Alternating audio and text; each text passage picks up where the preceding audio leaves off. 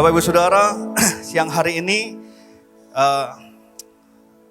saya nggak banyak mengajar Bapak Ibu Saudara, karena sebenarnya di antara Bapak Ibu Saudara ada begitu banyak senior saya, Bapak Ibu Saudara. Di sini ada beberapa gembala juga ya sudah menjadi senior daripada saya. Jadi hari ini saya hanya share karena Pak Cawir punya beban bagaimana untuk mengembangkan pelayanan anak muda Bapak Ibu Saudara.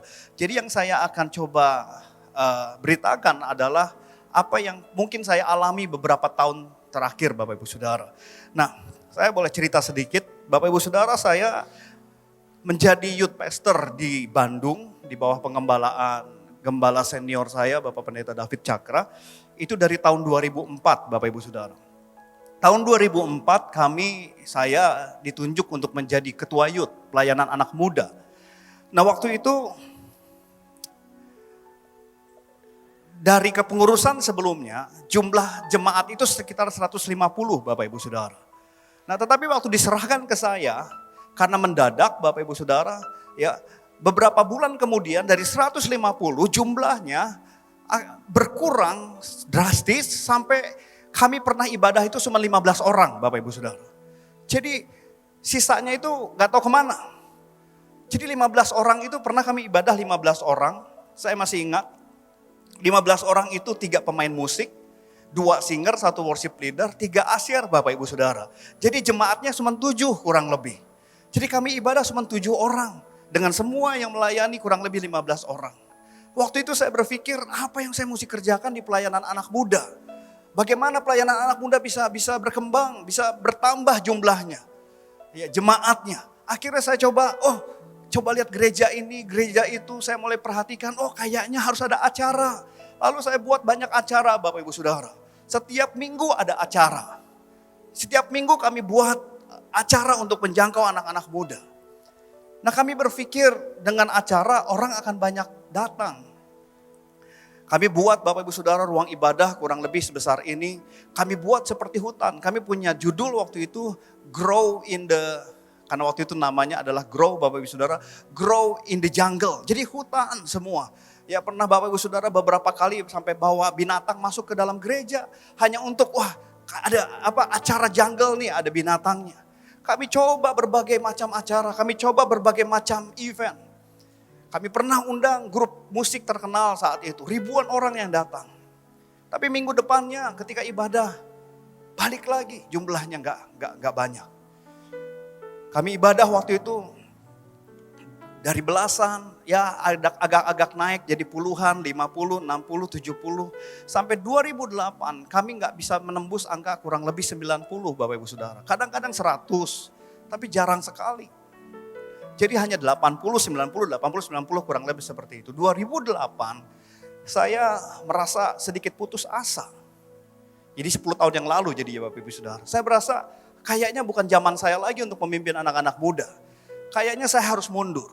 Nah, jadi saya datang ke gembala saya bilang, Om, saya rasanya udah gak cocok di anak muda, saya mau mundur aja.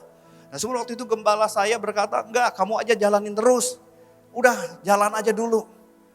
Jadi kami jalan dalam keputusasaan, jadi saya coba untuk mencari jalan keluar bagaimana untuk keluar dari pelayanan anak muda ini Bapak Ibu Saudara. Dan akhirnya salah satu opsi yang paling memungkinkan saat itu adalah melarikan diri ke sekolah Alkitab. Jadi kan agak rohani Bapak Ibu Saudara ya. Lari dari pelayanan tapi ke sekolah Alkitab. Nah, jadi 2009 itulah saya akhirnya dengan sedikit nekat juga pergi ke Singapura untuk sekolah Alkitab Bapak Ibu Saudara. Nah, saya berharap saya diganti. Saya berharap pemimpin saya bilang, yaudah kamu diganti aja. Tapi pemimpin saya berkata begini, ya gak apa-apa kamu pergi ke Singapura, kamu sekolah, tetap kamu harus pimpin ya dari sana. Kan bisa telepon, kan bisa SMS-an, jadi gak perlu diganti. Jadi Bapak Ibu Saudara semakin kacau. Ya teman-teman di Bandung mereka bilang, aduh semakin gak karuan itu ibadah segala sesuatunya. Nah, di dalam keputusasaan di tahun 2009 ketika saya sekolah Alkitab, doa saya cuma satu, Tuhan apa yang mesti saya buat untuk pelayanan anak-anak muda bisa mengalami pertumbuhan. Tuhan apa yang saya mesti lakukan supaya anak-anak muda, pelayanan anak-anak muda ini mengalami revival. Sampai akhirnya saya di tengah perjalanan di sekolah itu Bapak Ibu Saudara. Suatu malam saya sedang berdoa, Saya dalam keputusasaan saya berdoa.